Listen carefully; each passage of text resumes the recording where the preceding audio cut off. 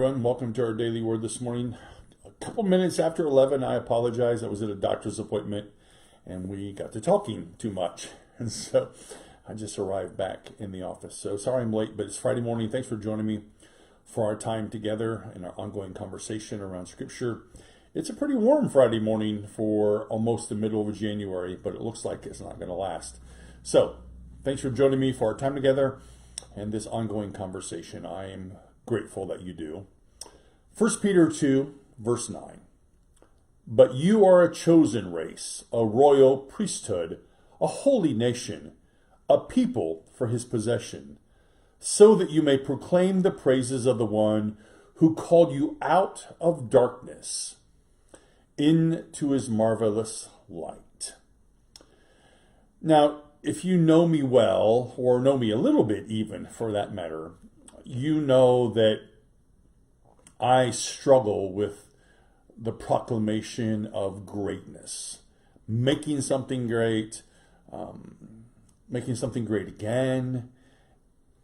Because for me, greatness follows the model, the last shall be first, the first shall be last, not we're first all the time, no matter what the cost. So I struggle with that. This scripture increases my struggle, but in the other way. Because I think this scripture reminds us that God has planted seeds of greatness within us. Here's the thing about it. This text, I believe, calls us to dream big.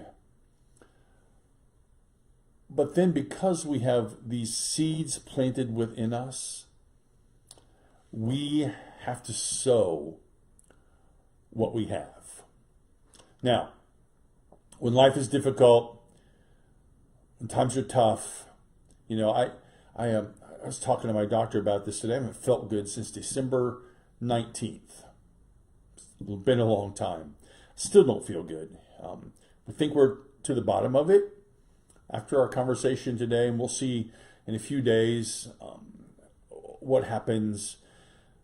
But when life is difficult or you don't feel good or whatever it is, it's easy to focus on what you don't have.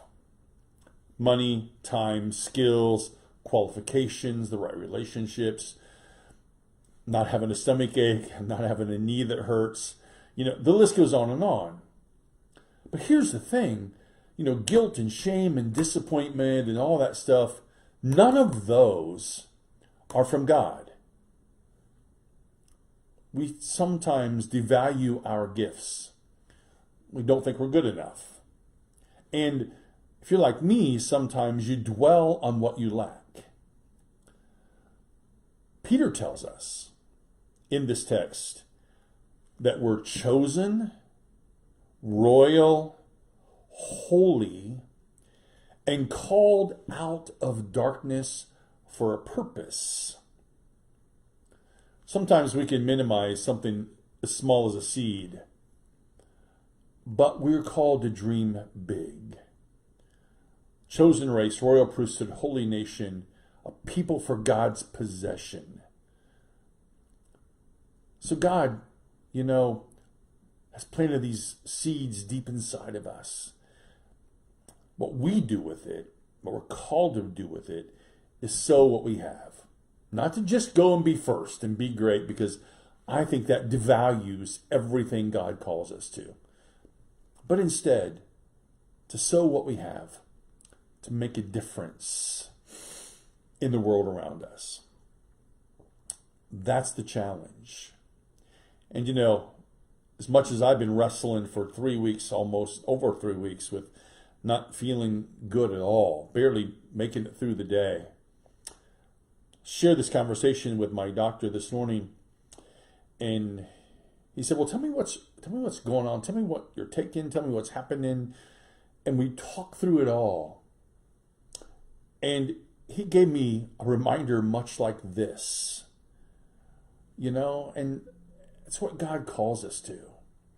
And so it's a good reminder for me today, as it is for all of us. So that's our daily word for this Friday. Thanks for joining me for our time together. As always, Know of God's love that surrounds you. Know of my love for you.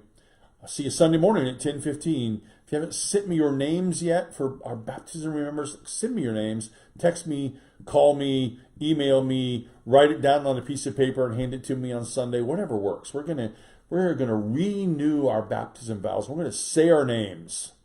I think that's, to me, it's such an important thing that we do. And then here again, Monday morning at 10 o'clock. Have a great day and a great weekend.